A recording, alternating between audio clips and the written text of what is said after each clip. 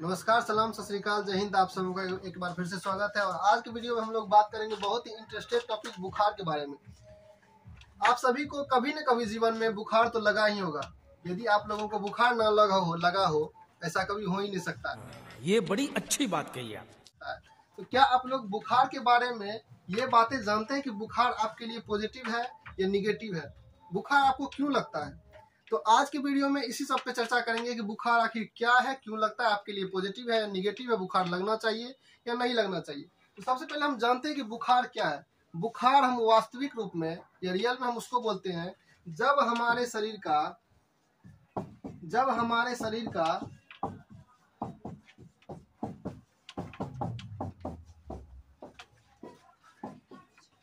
तापमान सामान्य तापमान से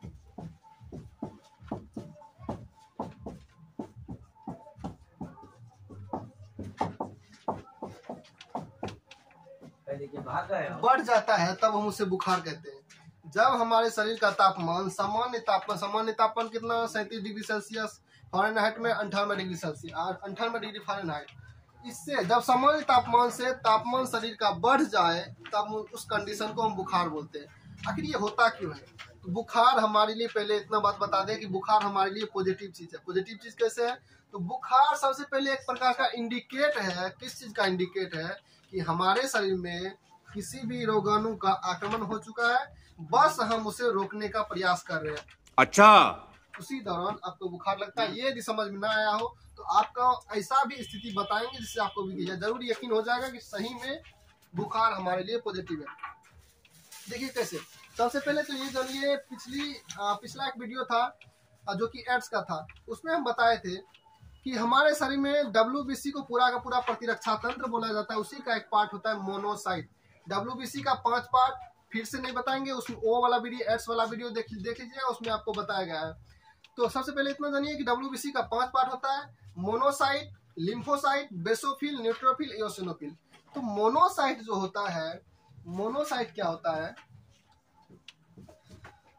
मोनोसाइट ये भक्षण कोशिका मैक्रोफेज का निर्माण करता है। किसका निर्माण करता है?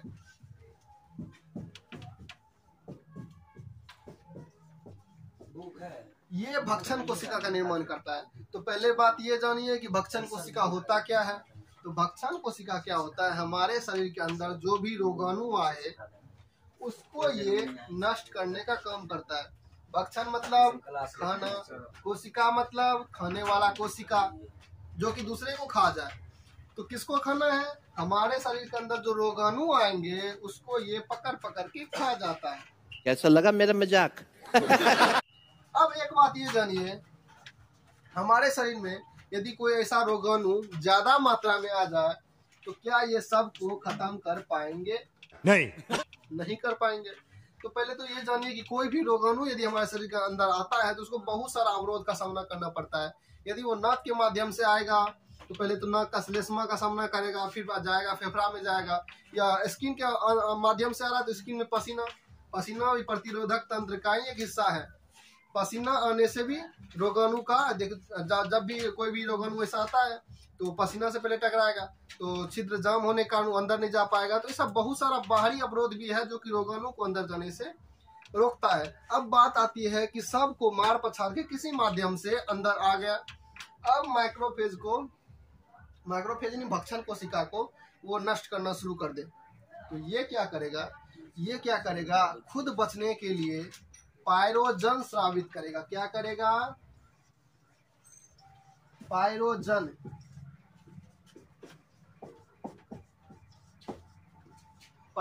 स्रावित करेगा। अच्छा, अब ये पायरोजन स्रावित करने से क्या होगा? सबसे पहले क्या बताए हम, ये कोई भी रोगाणु यदि भारी मात्रा में आ जाए हमारे अंदर, जिसको ये माइक्रोफेज यानी भक्षण कोशिका नष्ट न करे, ये क्या करता है? ये पायरोजन का निर्माण करता है। और ये पायरोजन क्या करता है? हमारे मस्तिष्क में जाके, ब्रेन में जाके हाइपोथैलेमस के ऊपर चिपक जाता है। यानी इतना समझ सकते हैं कि हाइपोथैलेमस क्या होता है? हमारे शरीर के तापमान को कंट्रोल करने वाला एक हिस्सा को हम हाइपोथैलेमस बोलते हैं। ये कैसे होता है, कहाँ होता है, थोड़ा सा हम दिखा देते हैं यहाँ पे। मान लीजिए ये मस्तिष्क का फिगर मान लीजिए बना रहे, और यहाँ पे कुछ इस प्रकार से हाइपोथैलेमस होता है। ये हाइपोथैलेमस जो होता है ये तापमान का नियंत्रक है, ये तापमान को कंट्रोल करता है। ये पायरोजन क्या करता है, पायरोजन का अणु जो बहुत सारा ये माइक्रोफेज पायरोजन का जो अणु बनाता है, भक्षण कोशिका जो पायरोजन का अणु बनाता है, ये जाके हाइपोथैलेमस के ऊपर चिपक जाता है। हाइपोथैलेमस के ऊपर जैसे चिपका तो शरीर का तापमान नॉर्मल टेम्परेचर से बढ़ जाता है। सीधा सा इतना समझ सकते हैं कि भक्षण कोशिका यदि उसको नहीं खत्म कर पाया तो ये तापमान बढ़वाता है, ताकि जैसे देखिए यदि छावनी से दुश्मन को ना निकाल सके तो छावनी में आग लगा के दुश्मन को मार दो। कितने तेजस्वी लोग हैं हमारे पास, कितने शानदार विचार रखते हैं जी। इतना समझ सकते हैं हम इसको, माइक्रोफेज पायरोजन का निर्माण करके पूरा बॉडी का ही टेम्परेचर बढ़वा देता है, और टेम्परेचर बढ़ने से जो अंदर रोगाणु जाता है वो ऑटोमेटिक नष्ट हो जाते हैं। तो ये था, हमें रोगाणु से बचाने के लिए ही हमें कई बार बुखार आता है। अब अगली बात आती है कि ठीक है बुखार आया, रोगाणु खत्म हो गया, अब हम क्या करते हैं, पायरोजन को वहां से हटाने के लिए पैरासीटामोल खाते हैं। क्या खाते हैं, पायरोजन को हटाने के लिए पैरासीटामोल खाते हैं।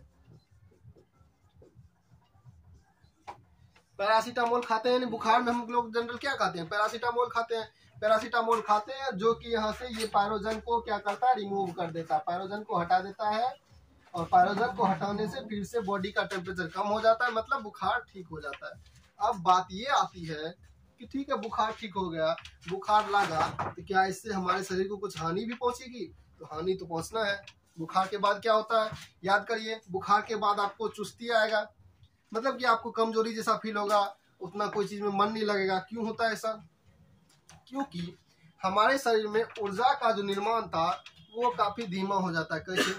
क्योंकि जब हमारे शरीर का तापमान बढ़ा तो शरीर में जो श्वसन करने वाले एंजाइम थे वो भी तो नष्ट हो जाते हैं रोगाणु के साथ साथ। जब वो नष्ट हो जाते हैं, श्वसन करने वाले एंजाइम नष्ट हो जाएंगे, तो मतलब शरीर की कोशिका में श्वसन का कार्य नहीं हो पाएगा, और श्वसन का कार्य नहीं होगा तो किसका निर्माण नहीं होगा, एटीपी ऊर्जा का निर्माण नहीं होगा।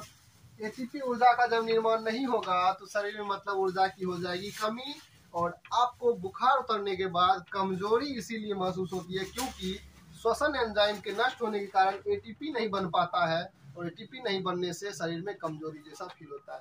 तो ये था बुखार का टोटल बात। ये आपके सिलेबस में प्रतिरोधक स्वास्थ्य एवं रोग का जो एक टॉपिक है प्रतिरोधक, उसका ही एक छोटा सा टॉपिक है बुखार। और ये आपके लिए जरूरी इसलिए भी था क्योंकि बुखार से हम लोग हर व्यक्ति गुजरते हैं, लेकिन हमें ये पता नहीं होता कि बुखार क्यों है, कैसे है, क्यों लगा, क्या फायदे हैं, क्या नुकसान है। तो ये था बुखार के बारे में। आज की वीडियो में इतना ही, मिलते हैं अगले वीडियो में।